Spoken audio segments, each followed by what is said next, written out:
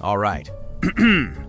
Today we're going to dive into a tabletop role-playing game system that's built around one single, really powerful idea. Every single choice has a price.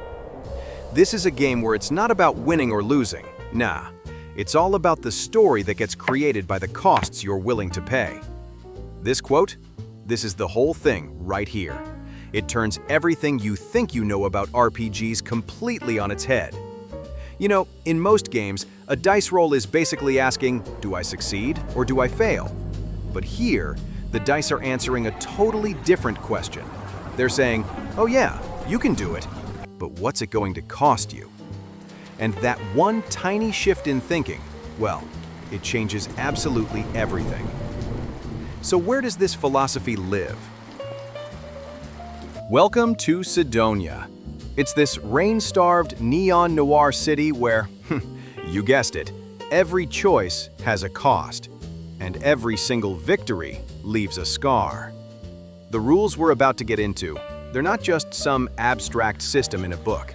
They are the engine, the machinery that brings this specific, consequence-driven world to life. Okay, so this is a huge mindset shift. Your goal as a player isn't to get some clean, perfect victory. It's to navigate impossible choices. It's about deciding, which bridges you're going to burn, who you might have to betray, what little piece of yourself you're willing to carve out and sacrifice just to get what you want. The game is constantly in your face asking, what are you willing to lose? Man, this quote just nails the tone, doesn't it? It's not about being some kind of superhero. It's about finding these tiny little moments of meaning in an otherwise dark world. It frames success not as some grand triumph, but as a small, hard-won victory that, hey, might just matter to one single person. All right, let's get into the nitty-gritty, the mechanics. Let's see how this whole thing actually builds a story. Because at the heart of the game is a super simple dice system that is just expertly designed. It's not just there to resolve actions, it's there to constantly spit out new plot twists, new complications, and new dramatic moments. Everything, and I mean everything, is built on this one foundation. Whenever you try to do something where the outcome is even a little bit uncertain, you describe your action, they call that a move, and you roll 2 six-sided dice. It's so simple, right? But the magic, the real secret sauce, is in how the game interprets those results. So check out the breakdown here. A full clean success, that only happens on a 10 or higher. The other two outcomes, that partial success or the outright failure, they both introduce new complications.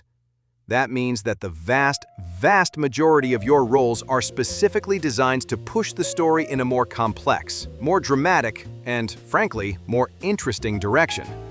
And this success with a complication, that 7 and 9 roll, that is the absolute beating heart of this game's narrative engine. It's the most common thing you're going to roll, and it makes sure the story never stalls.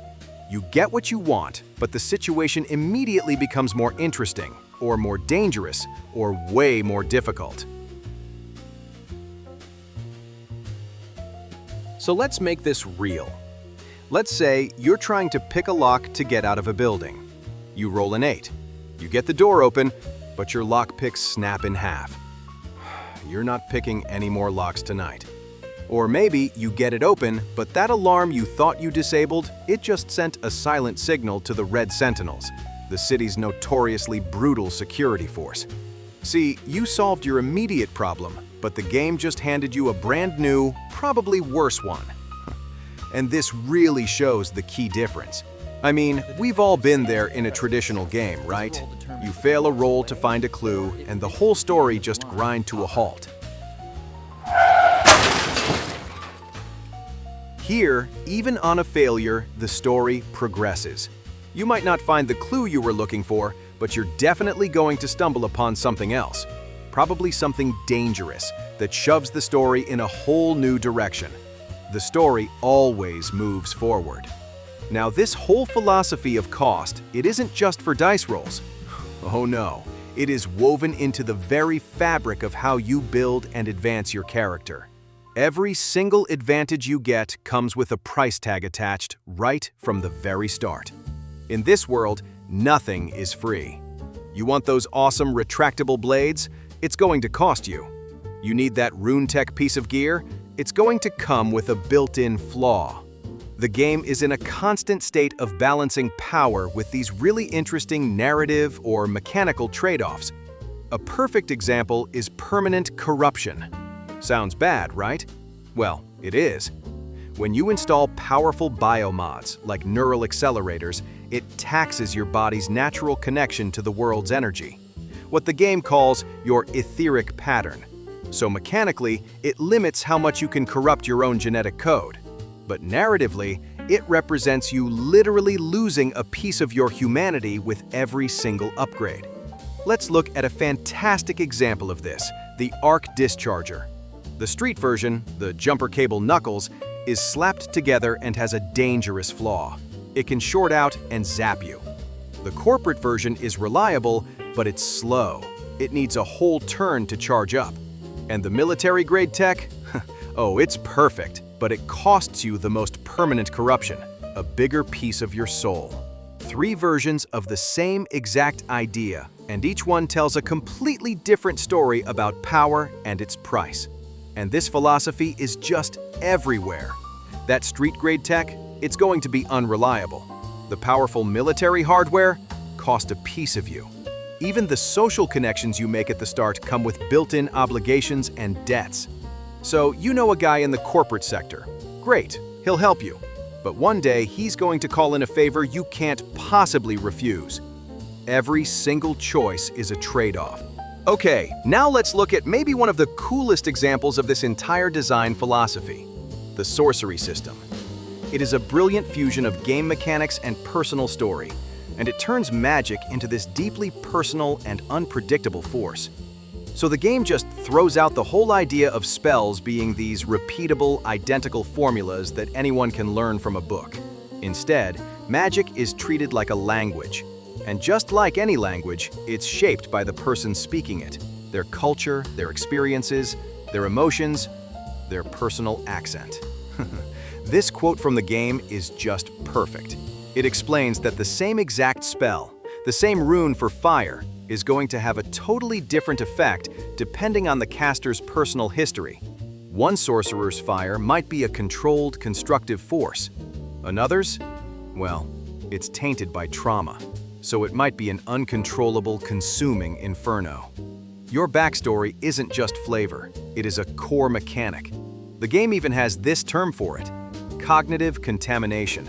It's what happens when your character's inner state literally pollutes their magic. So a spell to create light might accidentally carry the sound of a song your mother used to sing. A defensive shield might be just a little bit weaker because it's infected with the memory of a time you failed to protect someone. Your character's internal struggles become tangible external forces in the world. So all of these mechanical pieces, the dice, the costs, the narrative magic, they're not just clever ideas floating around on their own. They are all working together with a single unified purpose, to create the feel of a very specific genre. They're there to help you create a noir story. And you can see right here how it all connects so perfectly. The 7 to 9 result, that's your classic noir complication generator. Permanent corruption, that's not the only way to grow stronger, but it's the fastest. It's power you didn't earn, traded for something you can never get back. That slow slide into something inhuman. The narrative magic literally turns a character's haunted past into a tangible force. And there are other systems working beneath the surface, mechanics that let you sacrifice your future for your present, that build tension until something has to give. The entire system is an engine built to make you weigh cost against reward, short-term survival against long-term consequences. And that is the central dilemma of every noir hero. And this final truth from the game just sums up the world these rules create. In Sidonia, information isn't a simple clue that leads you to the next objective. It's a commodity. It's something you buy, you sell, you steal. It's leverage. It's a weapon. Knowing a secret doesn't make you powerful. It just makes you a target. So, we end with this question. By designing a system where complications are the norm, where costs are always explicit, and where failure actually drives the story forward, the game opens up a totally different kind of creative space. It's a powerful reminder that the most compelling stories aren't always about winning, but about the beautiful, tragic, and fascinating consequences of trying. I've seen them rise, I've seen them fall, the heroes and the thieves. In Sidonia, we're all the same, just different ways to grieve.